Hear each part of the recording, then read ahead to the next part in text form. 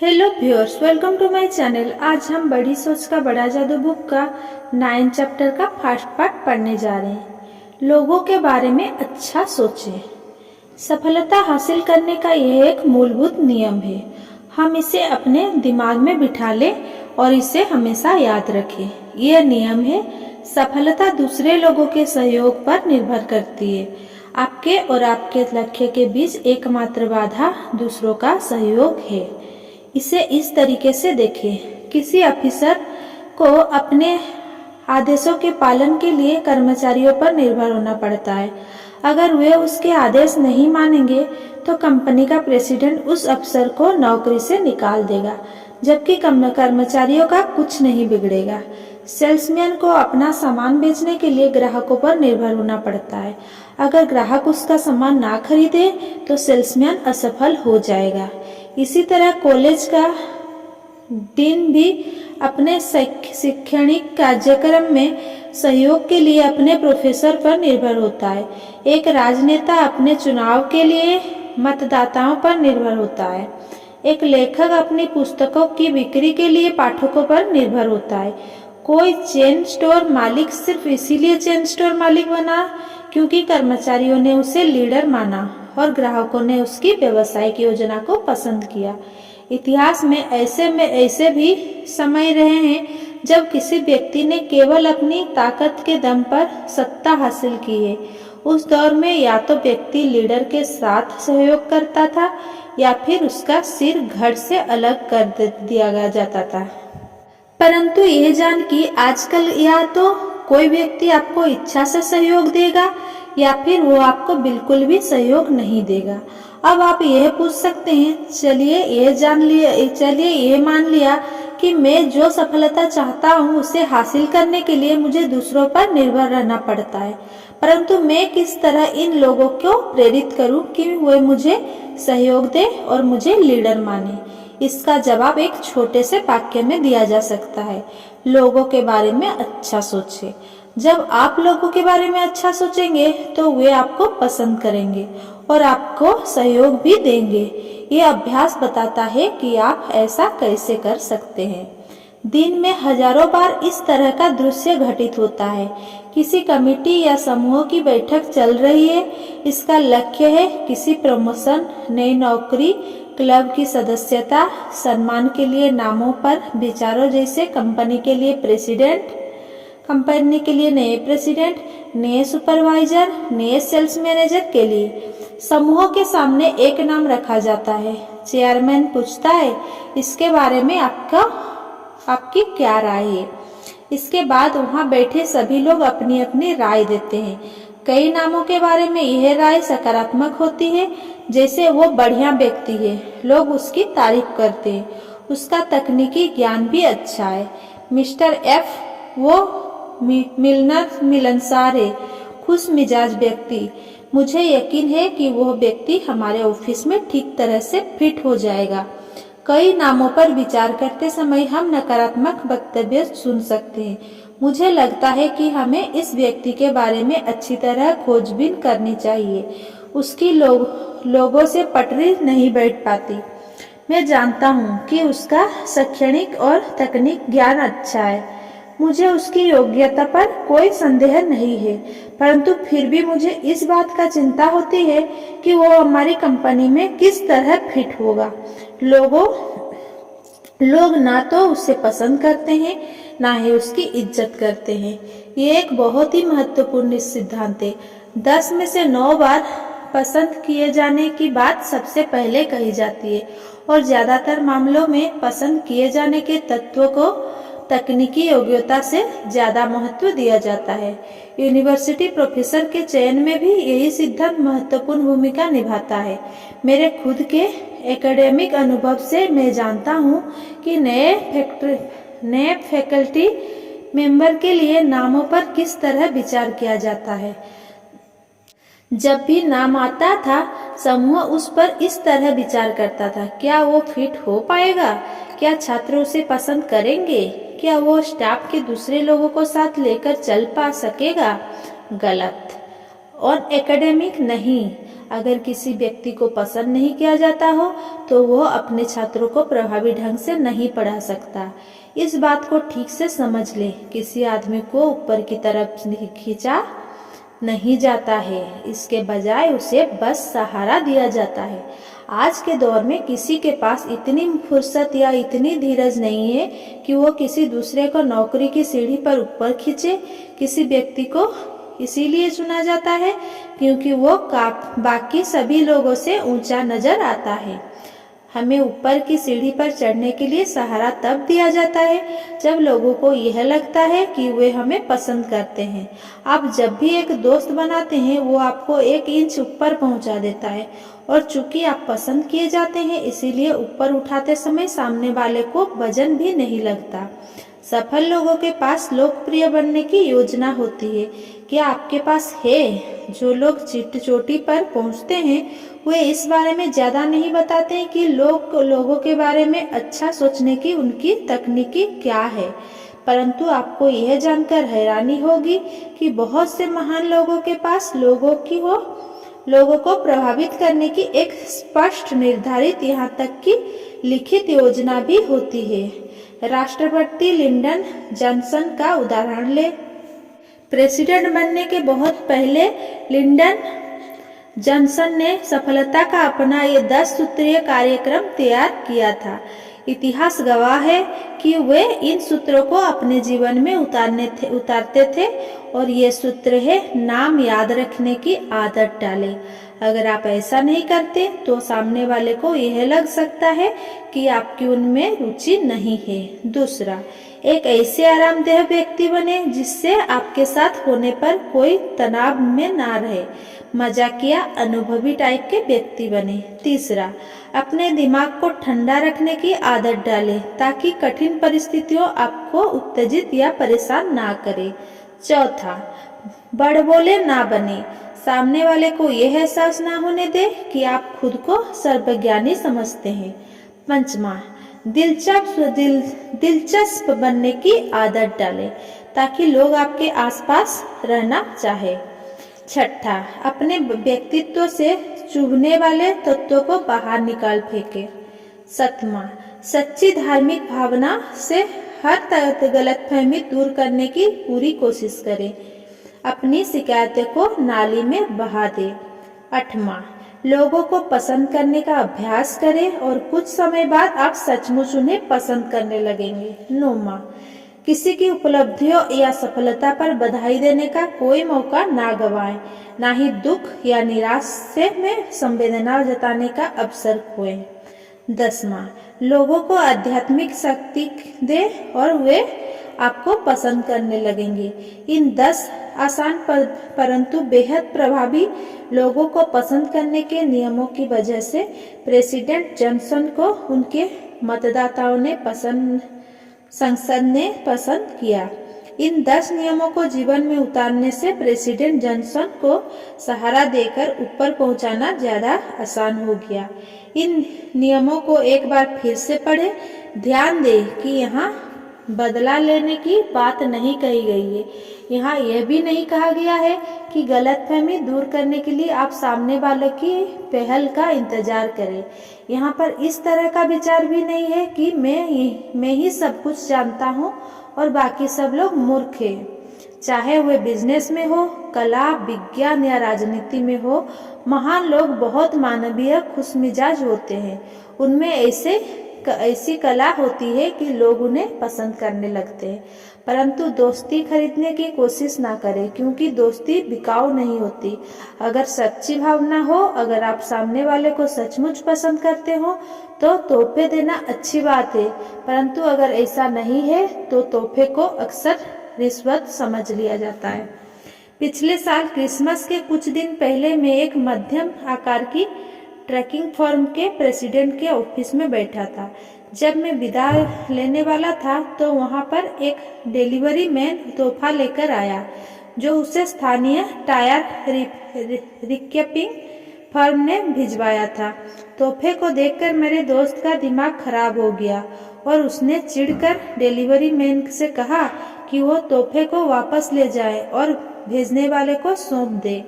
जब delivery man चला गया तो मेरे दोस्त ने मुझसे कहा, मुझे गलत मत समझना, मुझे तोहफे लेना और देना दोनों ही पसंद है। फिर उसने मुझे उन तोहफे के बारे में बताया जो उसे उसके दोस्त ने दिए थे। परंतु उसने आगे कहा, जब तोहफा रिश्वत की तरह दिया जाए, अपना काम निकलवाने के लिए दिया जाए, तो मैं इसे पसंद नहीं करता। मैंने इस फर्म के साथ बिजनेस करना 3 महीने पहले बंद कर दिया था, क्योंकि उनका काम ठीक नहीं था और मैं उनकी कर्मचारियों को भी पसंद नहीं करता था। परंतु उनका सेल्समैन बार बार हमारे यहाँ चला आता था। मुझे गुस्सा इस बात पर आता है, उसने कहा कि पिछले सप्ताह यही सेल्समैन यहाँ पर आया और उसने ये कहने की हिमाकत की, हम चाहेंगे कि आप हमें काम दें। मैं आसानता से जाकर कहूँगा कि वो आपको इस साल कई अच्छा सा तोहफा जरूर भेजवा दे। अगर मैंने यहाँ यह तोहफा वापस नहीं किया होता तो अगली बार वो सेल्समैन आकर जो पहली बात कहता था वो यह होती, आपको तोहफा तो पसंद आया है ना? दोस्ती खरीदी नहीं जा सकती और जब हम इसे खरीदने की कोशिश करते हैं तो हमें 2 तरह से नुकसान होता है। पहला, हम पैसा गंवाते हैं, दूसरा हम दुर्भावना पैदा करते हैं। दोस्ती करने में पहल करें। सफल लोग यही करते हैं। यह सोचना ज्यादा आसान और स्वाभाविक है। सामने वाले को पहल करनी चाहिए। उसे मेरे घर पहले आना चाहिए, पहले उसे बात शुरू करनी चाहिए। दूसरे लोग को इस तरह से नजरअंदाज करना बहुत आसान होता है। हाँ, ये आसान है और स्वाभाविक है, परंतु लोगों के बारे में अच्छा सोचने का यह सही तरीका नहीं है। अगर आप इस बात का इंतजार करेंगे कि दूसरा व्यक्ति दोस्ती की नींव रखे, तो आपके पास कभी ज्यादा दोस्त नहीं होंगे। वास्तव में यही सच्चे लीडर की पहचान है कि वह लोगों से पहचान बढ़ाने में पहल करता है। अगली बार आप जब भी किसी बड़े समूह में खड़े हो तो इस बात को ध्यान से देखें।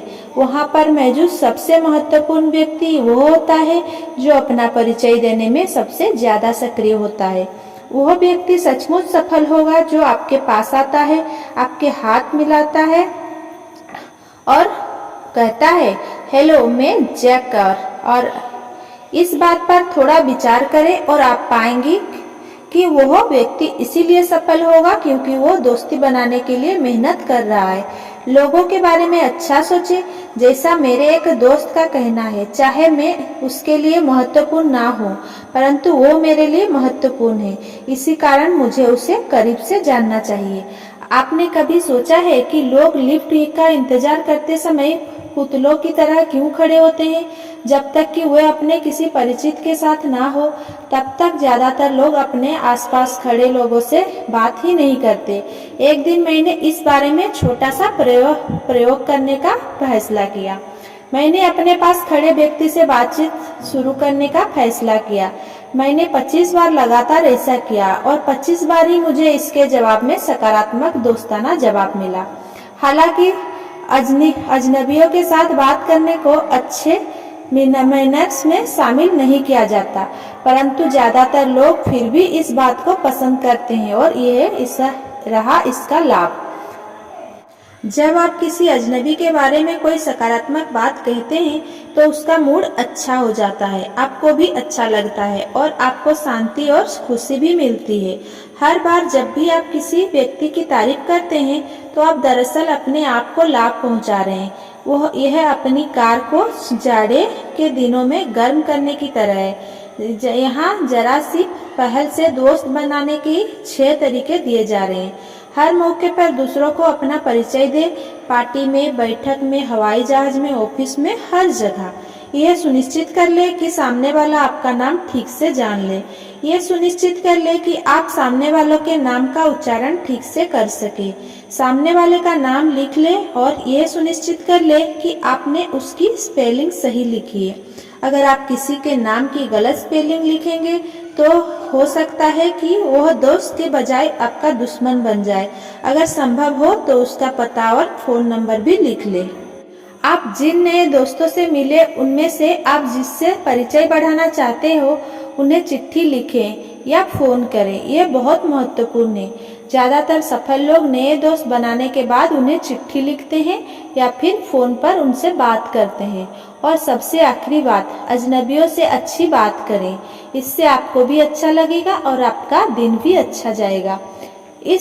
इन 6 नियमों पर अमल करना ही लोगों के बारे में अच्छा सोचना का सही तरीका है। एक बात तो तय है, आम आदमी इस तरह से नहीं सोचता। आम आदमी कभी परिचय देने में पहल नहीं करता। वो इस बात का इंतजार करता है कि सामने वाला पहल करे। सफल लोगों की तरह बने, लोगों से मिलने की कोशिश करे, दब्बू या संकोची ना बने, जरा हटकर काम करने से ना घबराएं। यह पता करें कि सामने वाला व्यक्ति कौन है और उसे बताएं कि आप कौन है। कुछ समय पहले मुझे और मेरे सहयोगी को किसी बिजनेस में सेल्स जॉब के आवेदन पत्रों की स्क्रीनिंग का काम सौंपा गया। हमने पाया कि एक आवेदक, जिसे हम टेड का नाम देंगे, बहुत योग्य था। वह बुद्धिमान, आकर्षक और महत्वाकांक्षी था, परंतु इसके बावजूद हमने यह पाया कि हम उसे नहीं चुन सकते, कम से कम फिलहाल तो नहीं। टेड में सबसे बड़ी गड़बड़ यह थी, वो दूसरे लोगों से पूर्णता की उम्मीद करता था। टेड छोटी छोटी बातों पर चिढ़ जाता था, जैसे व्याकरण की गलती से, सिगरेट का गुल खिलाने वाले लोगों से या मैचिंग के कपड़े ना पहन। जब हमने टेड को उसकी इस आदत के बारे में बताया तो उसे आश्चर्य हुआ, परंतु वो यह काम करने को इच्छुक था। इसलिए उसने हमसे पूछा कि वो अपनी इस कमजोरी को किस तरह दूर कर सकता है। हमने उसे 3 सुझाव दिए। पहला, यह जान ले कि कोई व्यक्ति पूर्ण नहीं होता। कई लोग बाकी लोगों से ज्यादा पूर्ण होते हैं, परंतु कोई भी व्यक्ति पूर्ण नहीं कहा जा सकता। हर एक में कुछ न कुछ कमी तो होती ही है। इंसानों को इंसान बनाने वाली चीज यही है कि वे गलतियां करते हैं, हर तरह की गलतियां। दूसरा, यह जान ले कि दूसरे व्यक्ति को अलग होने का अधिकार है। किसी भी चीज के बारे में सर्वज्ञानी होने का दावा ना करें। लोगों को सिर्फ इसीलिए नापसंद ना करें क्योंकि उनकी आदतें आपसे अलग हो, या उनके कपड़े, उनका धर्म, उनकी पार्टियां, उनकी कार आपसे भिन्न है। यह जरूरी नहीं है कि आप सामने वाले व्यक्ति के काम की तारीफ करें, परंतु यह भी जरूरी नहीं है कि आप उसके काम को नापसंद करें। तीसरा, सुधारक बनने से बचे। अपनी फिलोसॉफी में जियो और जीने दो की सिद्धांत का पालन करें। ज्यादातर लोगों को यह पसंद नहीं होता कि कोई उनकी गलतियां बताए। किसी के बारे में आपके विचार होना गलत नहीं है, परंतु कई बार उन विचारों को ना कहने में ज्यादा समझदारी होती है। टेड ने इन सुझावों पर काफी मेहनत से अमल किया। कई महीनों बाद वो पूरी तरह बदल गया। अब वो लोगों के प्रति ज्यादा उदार हो चला है। वो जान गया है कि लोग ना तो पूरी तरह अच्छे होते हैं, ना पूरी तरह बुरे होते हैं। वो कहता है, पहले मैं जिस बात से चिढ़ जाता था, अब उसी बात में मुझे मजा आने लगा है। अब जाकर मुझे यह समझ आया है कि अगर सभी लोग एक जैसा होते और सभी पूर्ण होते तो यह दुनिया कितनी नीरस हो जाती। इस आसान परंतु महत्वपूर्ण बात का ध्यान रखें, कोई भी व्यक्ति पूरी तरह अच्छा या बुरा नहीं होता। पूर्ण व्यक्ति इस दुनिया में कोई नहीं होता, हम सभी आधे अधूरे होते हैं। अब अगर हम अपने चिंतन को नियंत्रित ना करें तो हमें हर व्यक्ति में बुराई दिख सकती है, परंतु अगर हम अपने चिंतक को नियंत्रित कर लेते हैं तो हम हर व्यक्ति में अच्छाई भी खोज सकते हैं। इसे इस तरह से देखें, आपका दिमाग एक मानसिक ब्रॉडकास्टेशन है। इस ब्रॉडकास्टिंग सिस्टम में बराबर ताकत वाले 2 चैनल हैं जिनके माध्यम से ये आप तक संदेश पहुंचाते हैं। चैनल P यानी पॉजिटिव सकारात्मक चैनल और चैनल N यानी नेगेटिव यानी नकारात्मक चैनल। आइए अब देखें कि आपका ब्रॉडकास्टिंग सिस्टम किस तरह काम करता है।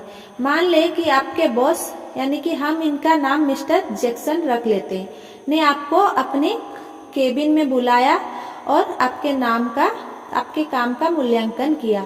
उन्होंने आपके कई कामों की तारीफ की और साथ ही आपको कुछ सुझाव भी दिए कि आप अपने काम को किस तरह बेहतर तरीके से कर सकते हैं। आज की रात यह स्वाभाविक है कि आप उस बारे में सोचें। अगर आप चैनल एन को चालू करते हैं तो वहाँ पर उद्घोषक कुछ इस तरह की बात करेगा। सावधान, जैक्सन तुम्हें नीचा दिखाना चाहता है, उसे दूसरों को परेशान करने में मजा आता है, तुम्हें उसकी सलाह की कोई जरूरत नहीं है, भाड़ में जाए उसकी सलाह। याद करो जो ने जैक्सन के बारे में क्या बताया था, वो ठीक कहता था। जैक्सन तुम्हें भी उसी तरह जलील करना चाहता है जिस तरह उसने जो को जलील किया था। उसका विरोध करो। अगली बार जब वो तुम्हें बुलाए तो तुम उसकी बात चुपचाप मत सुनो, बल्कि उससे बहस करो। या इससे भी बेहतर तो यह होगा कि तुम इंतजार मत करो, कल खुद ही जाकर उससे मिलो और पूछो कि तुम्हारी आलोचना उसने क्यों की। परंतु अगर आप चैनल पी को सुनते हैं तो वहाँ उद्घोषक कुछ इस तरह की बात करता है। मिस्टर जैक्स भले आदमी है, उन्होंने मुझे जो सुझाव दिए हैं वे सचमुच बहुत अच्छे हैं। अगर मैं उन सुझावों पर अमल करूं तो शायद मेरा काम सुधर जाए और बाद में मेरा प्रमोशन भी हो जाए। मिस्टर जैक्स ने तो मेरी गलतियां बताकर मुझ पर एहसान किया है। कल ही मैं जाऊंगा और उनकी रचनात्मक मदद के लिए उन्हें धन्यवाद दूंगा। बिल ठीक कहता है, जैक्सन के साथ काम करना बहुत अच्छा है। इस मामले में अगर आप चैनल एन की बात सुनेंगे तो हो सकता है कि आपके संबंध आपके बॉस से खराब हो जाए और आप कई गलतियां खतरनाक हरकत कर बैठे। परंतु अगर आप चैनल पी की बात मानेंगे तो आपके बॉस के सुझाव से आपको लाभ मिलना तय है और इसके अलावा आप उनके करीब भी पहुंच जाएंगे। वे आपसे मिलना पसंद करेंगे। जाएं, कोशिश करके देखें। ये ध्यान रखें कि आप जितनी ज़्यादा देर तक चैनल पी का या चैनल एन की बातें सुनते हैं, आप उस तरह की बात में सचमुच दिलचस्पी लेने लगते हैं और चैनल बदलना आपके लिए उतना ही मुश्किल होता जाता है। यह सच है क्योंकि एक विचार, चाहे वो सकारात्मक हो या नकारात्मक, अपने जैसे कई विचारों का चेन रिएक्शन पैदा करता है। उदाहरण के तौर पर आप किसी व्यक्ति के उच्चारण के बारे में नकारात्मक सोचने से शुरू कर सकते हैं और जल्दी ही आप यह सोचने लगेंगे कि उनके राजनीतिक या धार्मिक विश्वास कितने गलत हैं, वो कितने गलत ढंग से कार चलाता है, उसकी आदतें कितनी बुरी है और उसकी अपनी पत्नी के साथ संबंध भी खराब है, यहाँ तक कि वो अपने बाल भी ठीक से नहीं काटता। और अगर आप इस तरह से सोचेंगे तो निश्चित रूप से आप वहाँ नहीं पहुँच पाएंगे जहाँ आप पहुँचना चाहते हैं। आप ही दोनों चैनल के मालिक हैं, इसलिए अपने विचारों के ब्रॉडकास्टिंग स्टेशन पर काबू रखना भी आपकी जिम्मेदारी है। जब आप लोगों के बारे में सोचे तो चैनल पी को सुनने की आदत डाल लें। अगर चैनल एन बीच में आगे जाए तो उसे बंद कर दें, फिर चैनल बदल लें। चैनल बदलने के लिए आपको उस व्यक्ति के बारे में कोई अच्छी बातें सोचना भरें। सच्ची चेन रिएक्शन शैली में एक विचार के बाद उसी तरह का दूसरा विचार आ जाएगा और इसी तरह एक के बाद एक विचार आते चले जाएंगे और आप खुश होंगे। जब आप अकेले होते हैं तो आप और सिर्फ आप ही ये फैसला कर सकते हैं कि आप चैनल पी सुनेंगे या चैनल एन, यानी कि नेगेटिव चैनल सुनेंगे या पॉजिटिव। परंतु जब आप किसी और के साथ बात करते हैं तो आपके सोचने के तरीके पर उस व्यक्ति का भी कुछ नियंत्रण होता है। हमें यह याद रखना चाहिए कि ज्यादातर लोग नहीं जानते कि लोगों के बारे में सोचने का सही नजरिया क्या होता है। इसीलिए आप ये पाएंगे कि कोई व्यक्ति आपकी तरफ दौड़ा चला आएगा और किसी परिचित के बारे में कोई बुरी बात बताने के लिए व्याकुल होगा। आपका सहकर्मी दूसरे कर्मचारी की आपत्तिजनक बातें बता सकता है। आपका पड़ोसी दूसरे पड़ोसी की घरेलू समस्याएं बता सकता है। यह ग्राहक अपने उस प्रतियोगी की बुराई बता सकता है जिससे आप मिलने जा रहे हैं। विचार अपनी ही तरह के विचार को जन्म देते हैं। असली खतरा यह है कि जब आप किसी दूसरे व्यक्ति के बारे में नकारात्मक विचार सुनते हैं तो आपके मन में भी उसी तरह के विचार आएंगे और आप भी नकारात्मक बातें कर सकते हैं।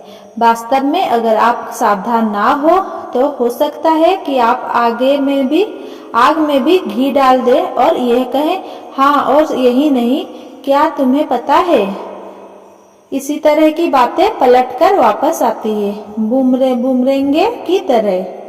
दो तरीके हैं जिनसे हम दूसरे लोगों को हमारे पी चैनल को एन चैनल में बदलने से रोक सकते हैं। एक तो यह है कि आप तत्काल विषय बदल दें और इस तरह की बात कहें, क्षमा करें जॉन, परंतु मैं तुमसे यह पूछना चाहता था। दूसरा तरीका यह है कि आप वहां से इस तरह की बात कहकर चल दें, अभी मैं जल्दी में हूँ या मुझे एक जगह पहुँचना है और मुझे पहले ही देर हो चुकी है, अब मुझे चलना चाहिए। अपने आप से एक वादा करें, दूसरों को इस बात की अनुमति न दें कि वे आपके चिंतन पर नकारात्मक प्रभाव डालें। चैनल पी को हमेशा लगाए रखें। एक बार आप लोगों के बारे में अच्छा सोचने की आदत डाल लोगे तो फिर आपकी सफलता निश्चित है। मैं आपको उस सफल बीमार सेल्समैन की बात बताता हूँ जिसने मुझे अपनी कहानी बताई थी कि किस तरह लोगों के बारे में अच्छा सोचने से उसे फायदा हुआ था। जब मैं पहली बार बीमा बिजनेस में आया, उसने कहा, तो मुझे बहुत मुश्किल आई। पहले तो यह लगा जैसे मेरे जितने संभावित ग्राहक थे उतने ही मेरे प्रतियोगी थे, और जल्दी ही मैंने यह जान लिया जो सभी बीमा एजेंट जानते हैं कि 10 में से 9 संभावित ग्राहकों का यह दृढ़ विश्वास होता है कि उन्हें बीमा की कोई जरूरत नहीं है। मेरा काम ठीक चल रहा है, परंतु मैं आपको बता दूं कि ऐसा इसीलिए नहीं है क्योंकि मैं बीमे के तकनीकी पहलू को विशेषज्ञ हूँ। यह भी महत्वपूर्ण है, परंतु आप मुझे गलत मत समझना। मुझसे बहुत ज्यादा समझदार लोग मेरे जितने सफल नहीं है। वास्तव में मैं एक ऐसे व्यक्ति को जानता हूँ जिसने बीमे पर एक पुस्तक लिखी है, परंतु वह उस व्यक्ति का बीमा भी नहीं कर पाया जो जानता था कि उसे सिर्फ 5 दिन जिंदा रहना है। मेरे सफलता का आधार सिर्फ यह है, उसने कहा, मैं जिसे अपनी बीमा पॉलिसी बेचता हूँ मैं उसे सचमुच पसंद करता हूँ। हाँ, मैं उसे सचमुच पसंद करता हूँ। मेरे कोई साथी सेल्समैन यह नाटक करते हैं कि वे सामने वाले को पसंद करते हैं, परंतु इससे कोई फायदा नहीं होता। लोग समझ जाते हैं कि आप उन्हें बेवकूफ बना रहे हैं। आपके हाव भाव, आपके चेहरे के भाव, आपकी आंखों से ये साफ दिख जाता है कि आप नाटक कर रहे हैं। जब मैं किसी संभावित ग्राहक के बारे में जानकारी इकट्ठी करती हूँ तो मैं वो ही करता हूँ जो हर एजेंट करता है।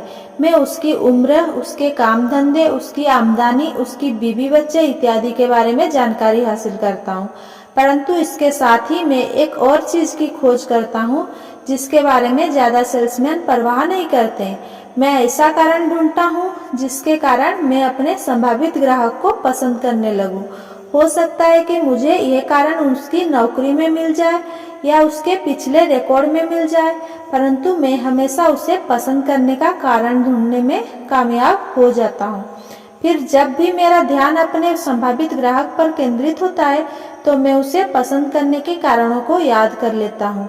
उससे बीमे के बारे में एक शब्द कहने से पहले ही मैं उस संभावित ग्राहक की पसंदीदा छवि बनाने की कोशिश करता हूँ। ये छोटी सी तकनीक बड़े काम की है। चूंकि मैं उसे पसंद करता हूँ इसीलिए वो भी मुझे देर सब्र पसंद करने लगता है। जल्दी ही मैं मेज पर उसके सामने बैठने के बजाय उसकी बंगले में बैठा होता हूँ और हम उसकी बीमा योजना बना रहे होते। वो मुझ पर विश्वास करता है क्योंकि अब मैं उसका दोस्त बन चुका हूँ। हालांकि हमेशा मुझे पहली नजर में ही पसंद नहीं किया जाता, परंतु मैंने पाया है कि जब तक सामने वाले को पसंद करता हूँ तब तक इस बात की संभावना रहती है कि वो भी मुझे पसंद करने लगेगा और हमारा बिजनेस पक्का हो जाएगा।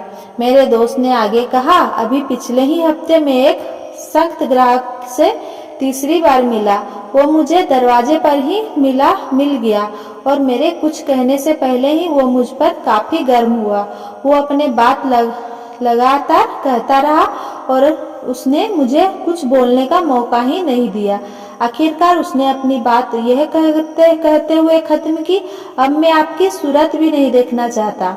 जब उसने इतना कह दिया तो मैंने उसकी आंखों में 5 सेकंड तक देखा और फिर सच्चे दिल से धीमे से कहा, परंतु मिस्टर एस, मैं तो आज आपके दोस्त की हैसियत से मिलने आया हूँ और कल ही उसने मुझसे $10,000 की पॉलिसी खरीद ली। सालपोक को शिकागो का अस्पताल किंग कहा जाता है।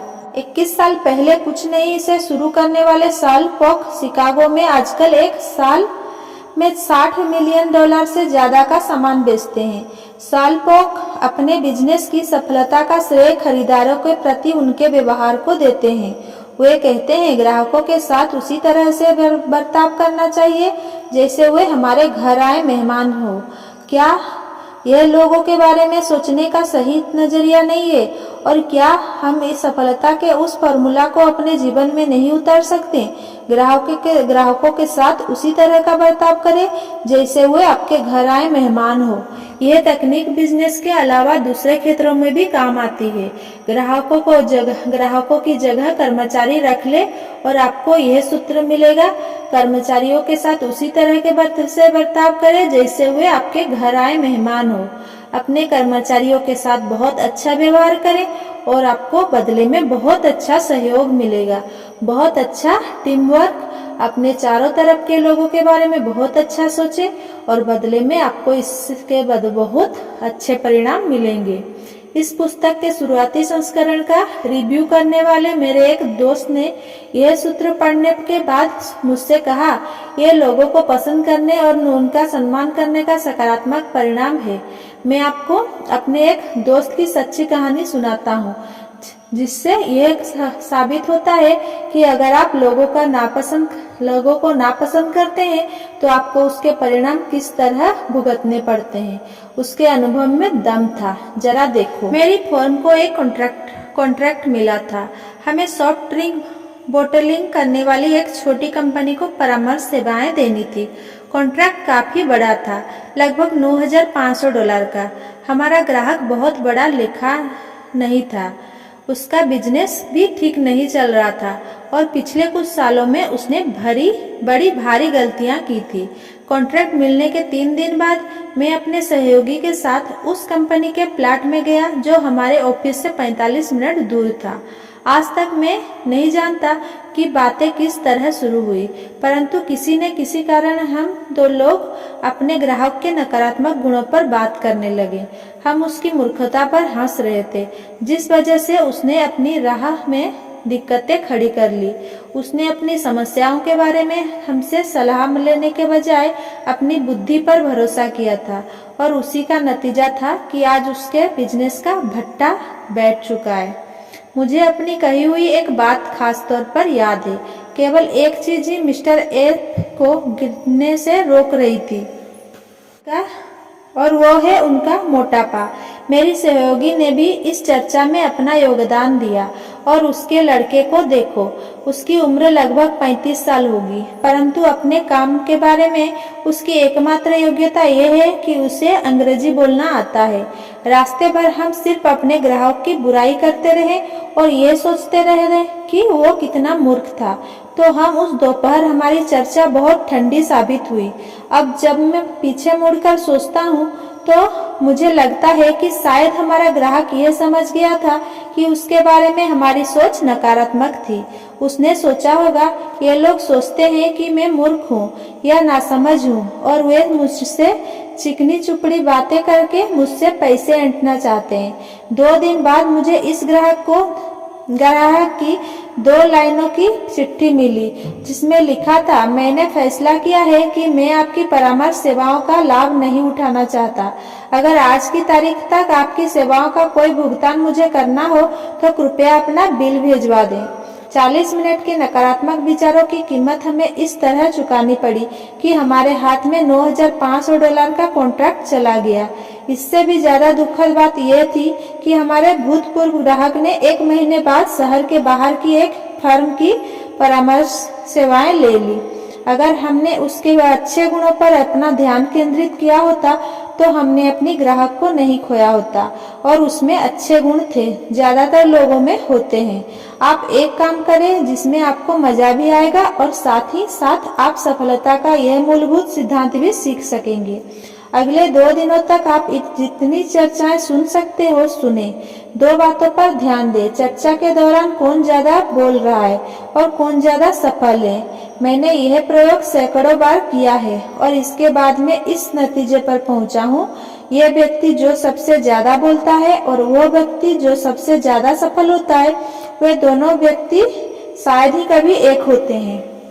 शायद इसका अपवाद भी नहीं होता। व्यक्ति जितना सफल होता है वो चर्चा में उतना ही ज्यादा उदार होता है, यानी कि वो सामने वाले को अपने बारे में बातें करने देता है, अपने विचार, अपनी उपलब्धियां, अपने परिवार, अपनी नौकरी, अपनी समस्याएं के बारे में बातें करने देता है। चर्चा की उदारता 2 तरह से होता आपको ज्यादा सफल बनाती है। पहला, चर्चा की उदारता से आपके दोस्त बनते हैं। दूसरा, चर्चा की उदारता से आपको लोगों के बारे में ज्यादा जानने का मौका मिलता है। याद रखिए, आप आदमी दुनिया में किसी की भी चीज से ज्यादा खुद के बारे में बातें करना पसंद करता है। जब आप उसे इस बात का मौका देते हैं तो वो आपको पसंद करने लगता है। चर्चा में उदारता से दिखाना दोस्त बनाने का सबसे आसान और अचूक तरीका है। और चर्चा में उदारता का दूसरा लाभ भी महत्वपूर्ण है, जिसमें आप लोगों के बारे में ज्यादा जान पाते हैं।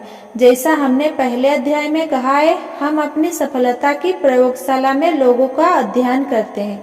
हम उनके बारे में, उनकी विचार प्रक्रिया, उनके अच्छे और बुरे गुणों के बारे में, वे कोई काम क्यों और कैसे करते हैं, इस बारे में जितना ज्यादा जान लेते हैं, हमें उतना ही लाभ होता है, क्योंकि इस जानकारी से हम उन्हें प्रभावित करने के तरीके आसानी से ढूंढ सकते हैं। मैं आपको एक उदाहरण देना चाहूंगा।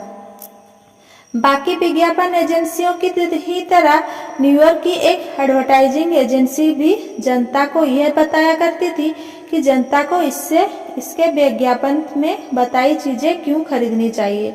परंतु यह एजेंसी एक काम और करती थी। यह अपने विज्ञापन लिखने वालों को हर साल 1 सप्ताह के लिए दुकान में सेल्समैन के काम पर रखती थी, ताकि वे वहां पर उनके द्वारा विज्ञापित चीजों के बारे में लोगों के विचार सुन सके। सुनने से ही उन्हें इस बात की प्रेरणा मिलती थी कि वे बेहतर, ज्यादा असरदार विज्ञापन लिख सकें। कई प्रगतिशील कंपनियां उन कर्मचारियों का आखिरी इंटरव्यू लेती है जो काम छोड़कर जा रहे हैं। इसका कारण यह नहीं होता कि वे कर्मचारी को वहां पर रोकने का प्रयास करती है, बल्कि यह जानना होता है कि वे काम छोड़कर क्यों जा रहे हैं। कंपनी के कर्मचारियों के साथ संबंध सुधारने में यह इंटरव्यू बहुत काम आता है। सुनने से ज्यादा फायदा होता है। सुनना सेल्समैन के लिए भी फायदेमंद होता है। अक्सर लोग ये सोचते हैं कि अच्छा सेल्समैन वो होता है जो अच्छा वक्ता हो या तेज बोलने वाला हो, परंतु सेल्स मैनेजर पर अच्छे वक्ता का उतना प्रभाव नहीं पड़ता जितना कि एक अच्छे श्रोता का पड़ता है। एक ऐसा व्यक्ति जो सवाल पूछ सकता है और उसके अपेक्षित जवाब हासिल कर सकता है। चर्चा में बोलने की बागडोर ना थामे रहें। सुने, दोस्त बनाए और सीखे। सामने वाले व्यक्ति के साथ चर्चा में शिष्टाचार सबसे अच्छा ट्रैंक्विलाइजर होता है। आप दूसरे लोगों के लिए जो छोटी छोटी चीजें करते हैं वे बहुत महत्वपूर्ण होते हैं। अगर आपका लोगों के बारे में सोचने का नजरिया सही है तो आपकी बहुत सी कुंठाएं और आपका तनाव निश्चित रूप से कम हो जाएंगे। जब आप शांति से विचार करेंगे तो आप पाएंगे कि आपके तनाव का कारण दूसरे लोगों के प्रति नकारात्मक भावनाएं ही है। इसीलिए दूसरे लोगों के प्रति अपनी सोच को सकारात्मक बनाएं और यह खोजें कि वो संसार कितना अद्भुत है।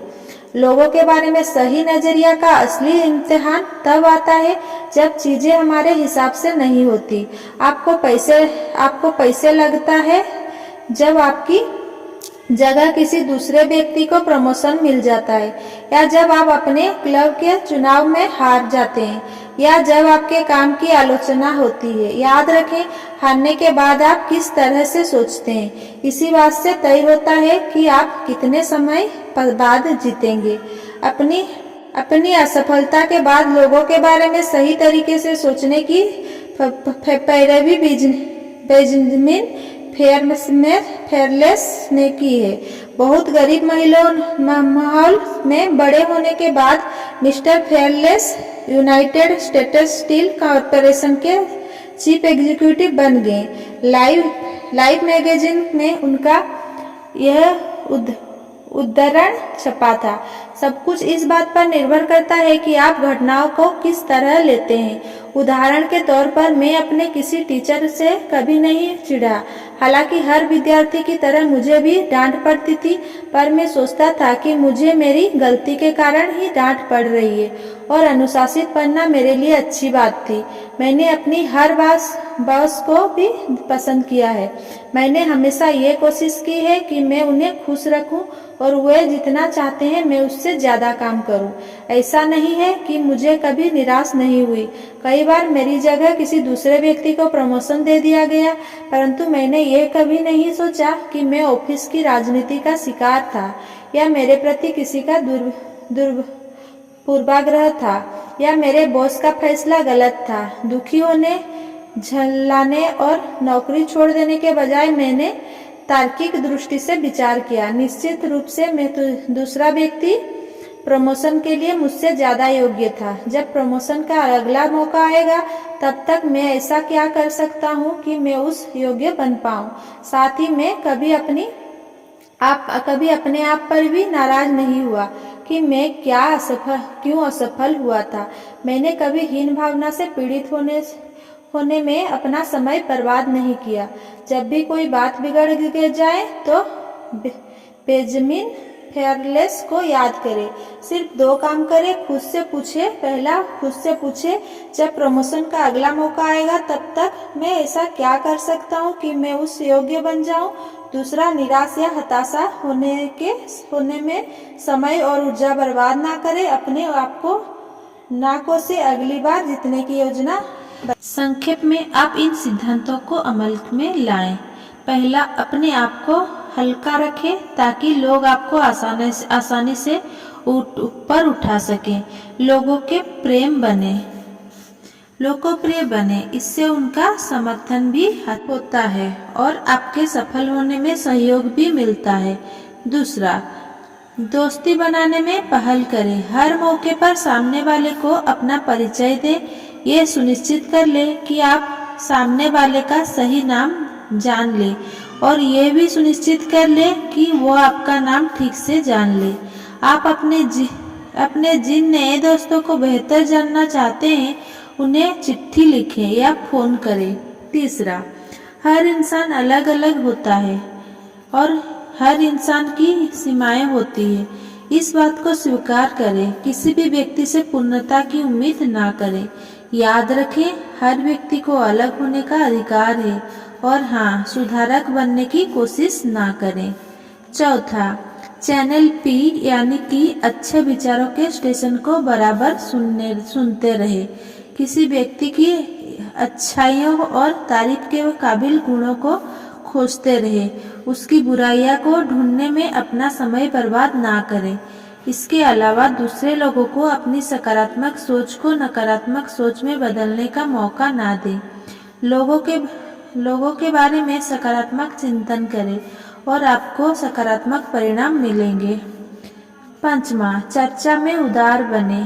सफल लोगों की तरह बने। दूसरे लोगों को बोलने के लिए प्रोत्साहित करें।